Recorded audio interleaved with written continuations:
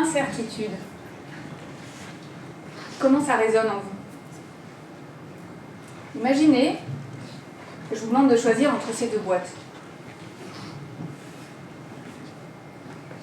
Les certitudes, a priori pas de surprise. L'incertitude, la plus complète. Le pire comme le meilleur. Laquelle choisissez-vous? Imaginez maintenant, je ne vous laisse pas le choix, je vous donne la boîte incertitude. Imaginez en plus que je vous en donne une infinité. Imaginez même qu'elles vont s'ouvrir les unes à la suite des autres sans que rien ne puisse les arrêter. Bienvenue sur les marchés financiers. Avant d'exercer ce métier, j'avais un tas de certitudes sur ce qu'était un trader. Forcément, un jeune ingénieur hyper calé en maths, comme vous, passant ses journées en solitaire à jouer avec des chiffres et parier sur des marchés financiers totalement incertains. Je me trompais. J'ai eu le plaisir de travailler durant 8 ans au sein du département dérivés actions de la Société Générale. Les marchés financiers incertains, j'y étais confrontée au quotidien. Et c'est une chance pour moi ce soir de pouvoir le partager avec vous.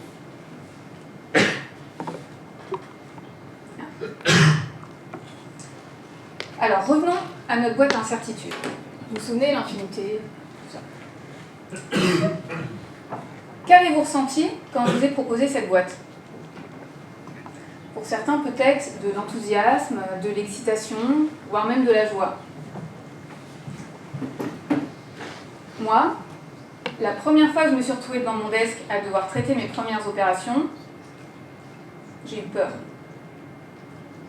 Peur, comme à chaque fois que j'étais confrontée à la nouveauté. Face à ce qu'il ne connaît pas, l'être humain réagit comme tout mammifère, par la peur. Et cette peur, notre cerveau l'analyse comme un danger, peu importe qu'il soit réel ou imaginaire. Face à ce danger, 3 réactions. Fuite, figement, combat. Alors, si ces 3 réactions ont fait leur preuve dans l'histoire de la survie de l'humanité, autant vous dire que dans l'histoire de la survie du trader, c'est pas pareil. Donc vous l'aurez compris, le trader n'a d'autre choix que de contrôler ses émotions pour se confronter à l'incertitude des marchés financiers au quotidien. Il sait que tout peut arriver, mais il n'est pas toujours préparé. Le 24 janvier 2008, je n'étais pas prête. 5 milliards de pertes pour la Société Générale. L'affaire Kerviel. Ça vous parle? Ce matin-là, j'arrive sur le desk. Toute l'équipe est convoquée avant l'ouverture des marchés. On nous apprend la nouvelle concernant la perte abyssale de la banque due à une fraude d'un trader de notre équipe. Là, c'est l'incompréhension, la stupéfaction. Une telle perte était d'autant plus inconcevable que notre équipe, Equity Finance et Delta One, gérait les produits les moins risqués de tous les dérivés actions. Mais c'était sans compter sur la fraude. Dans cette salle, remplie de traders, habitués à gérer leur stress au quotidien, certains s'effondrent en pleurs, d'autres explosent de colère, et beaucoup sont sidérés. Jeune tradeuse, j'avoue que je n'ai pas bien mesuré l'ampleur de la nouvelle. Et ce jour-là, avec les autres, nous partagions les mêmes peurs.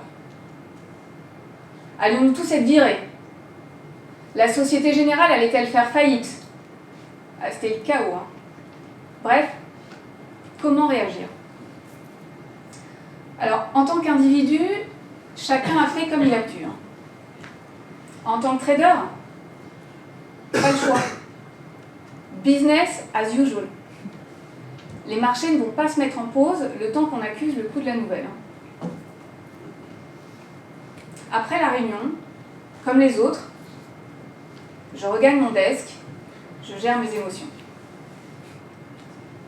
Les marchés ouvrent, c'est la tempête.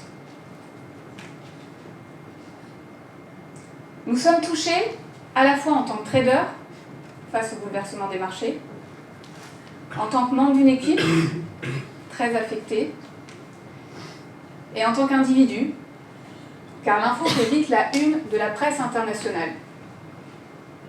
Pour stopper le harcèlement des journalistes, j'en arrive même à devoir clôturer mon compte Facebook. Je ne suis pas la seule. Et ça ne s'est pas arrêté à cette unique journée. Durant les mois d'enquête qui ont suivi, la peur était omniprésente. Au moindre appel de l'inspection nous demandant de justifier un trade, c'était la poussée d'adrénaline. Et même en dehors de la banque, tout le monde en parlait. Tout le monde avait ses propres certitudes sur l'affaire et un avis bien tranché sur les traders et la Société Générale. Je peux vous dire que pour l'avoir vécu de l'intérieur, il se trompait. Donc non, je n'étais pas prête. Alors comment faire en tant que trader pour se préparer à l'incertitude? La base d'abord pour un trader, c'est de connaître parfaitement son book, d'être extrêmement rigoureux, organisé. Donc je devais maîtriser les produits, connaître sur le bout des doigts le moindre détail de mes pauses, savoir quelle était ma valo et les risques inhérents. Parce que la première question qu'on se pose en trading, c'est combien? Combien est-ce que je risque et combien est-ce que je suis prêt à perdre, évidemment dans la limite qui m'est autorisée. Notre équipe traitait certains produits qui consistaient à traiter une quantité d'actions données sur une durée définie à un prix fixe garanti. Évidemment, moins on avait de visibilité, plus le prix était élevé afin de couvrir notre risque. Mais au-delà d'une certaine quantité, au-delà d'une certaine durée, l'impact était immédiat. On ne traitait pas. Trop d'incertitudes, trop risqué. La deuxième question qu'on se pose en trading, c'est comment? Comment anticiper? Comment vous pensez qu'on anticipe? On repart de ce qu'on connaît, hein. Nos certitudes. Donc, a posteriori, on essaie d'expliquer les moindres fluctuations de marché pour détecter les facteurs précurseurs à ces fluctuations. Ensuite, on crée des modèles mathématiques hyper sophistiqués pour tenter d'anticiper divers scénarios. À la Société Générale, on avait même une équipe de super ingénieurs qui était dédiée à ça et qui nous aidait à créer ces macros. L'équipe s'appelait Commando. Ils partaient au front avec nous. Pour aller plus loin, ont été créés dans les années 2000 des algorithmes complexes pour créer le trading haute fréquence. Super. Tout automatisé, très grande vitesse de réaction pour traiter les opérations, top. Mais en 2010, ils ont pourtant causé le plus important flash crash. Durant un peu plus de 30 minutes, les algorithmes se sont emballés, faisant exploser les volumes traités et entraînant une baisse de plus de 9% du Dow Jones en moins de 10 minutes. Donc eux aussi, les algorithmes, ils ont leurs limites. Tous ces systèmes, de la gestion des risques aux modèles mathématiques, sont bien entendu indispensables en trading. Mais tenter de vouloir modéliser l'incertitude, c'est un peu comme essayer de prévoir l'imprévu. C'est impossible. C'est une illusion de vouloir tout anticiper dans un monde ultra connecté et en perpétuel changement. Alors, sur quoi s'appuyer en tant que trader pour décider? Pourquoi pas tout simplement sur ce qui nous rend humains. Pardon, petit souci. Nous avons tous en nous nos propres ressources pour décider dans les environnements incertains. Moi, ma première ressource, c'est l'expérience. L'expérience permet de vivre et expérimenter soi-même. Ça permet de mieux faire face à l'inconnu. À chaque nouveauté, un défi à relever.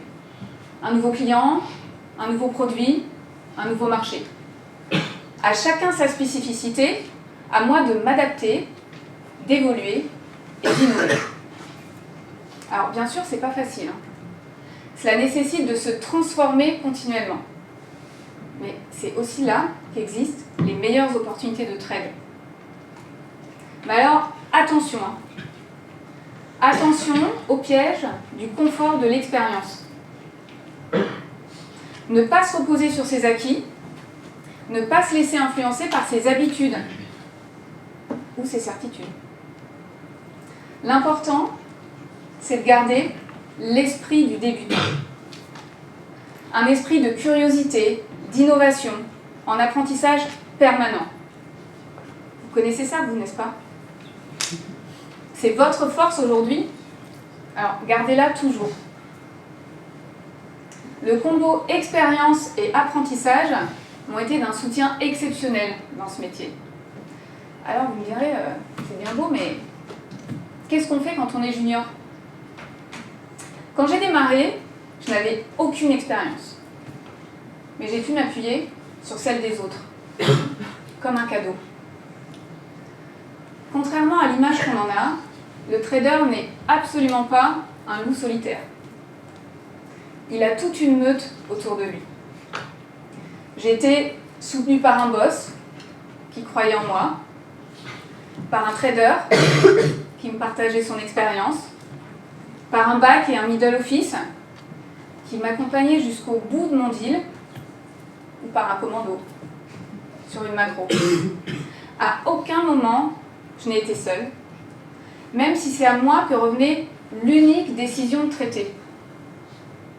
Je peux un peu comparer ça à passer un concours. Ça vous rappelle des trucs? Durant des semaines, vous êtes soutenu, accompagné par un membre de votre famille, par un ami, par un prof. Vous avez peut-être même la chance d'avoir plusieurs supporters à la fois. Jour J, ils sont un peu avec vous, non? Clairement, être entouré des bonnes personnes m'a donné une force phénoménale. Ce que je garde d'ailleurs de mes années trading, c'est beaucoup plus les personnes avec lesquelles j'ai partagé, plutôt que les deals que j'ai réalisés. Gardez ça, les personnes. La troisième ressource sur laquelle je me suis appuyée, c'est l'intuition. Entre émotion et réflexion, une troisième voie existe. Appelez-la intuition, sixième sens, bonne étoile, peu importe. C'est ce petit truc qu'on entend au fond de soi, ou ce petit truc aussi qu'on peut ressentir. Qui ne l'a jamais ressenti? Ce n'est pas du tout un don. Les neurosciences confirment son existence et affirment qu'il s'agit d'une faculté que nous avons tous en nous. Elle se développe et se travaille comme un muscle. L'intuition nous donne l'impulsion de décider dans l'instant présent. C'est un peu comme notre algorithme interne. Le trader, il est ultra concentré sur ce qui se passe à l'instant T. Tout doit être fait immédiatement. La moindre hésitation peut nous faire rater un deal. La moindre erreur d'inattention peut avoir des conséquences importantes. Donc l'intuition dans le ici et maintenant est cruciale pour le trader. Alors évidemment, ces trois premières ressources, ça ne fait pas de miracle.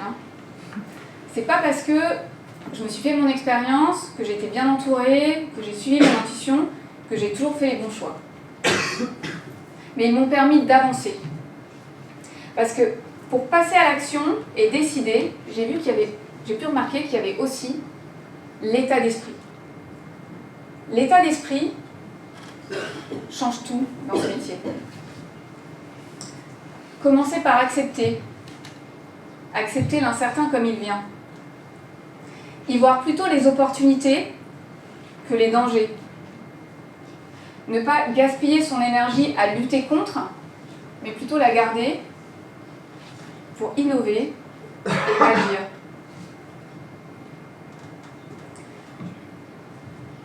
Cela demande aussi d'accepter sa vulnérabilité, de faire des erreurs. Parce que je vous annonce un scoop, un trader ne gagne pas à tous les coups. Non.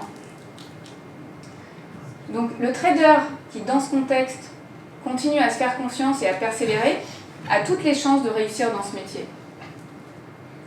Enfin, avoir le courage d'oser permet de se dépasser, ce qui est essentiel.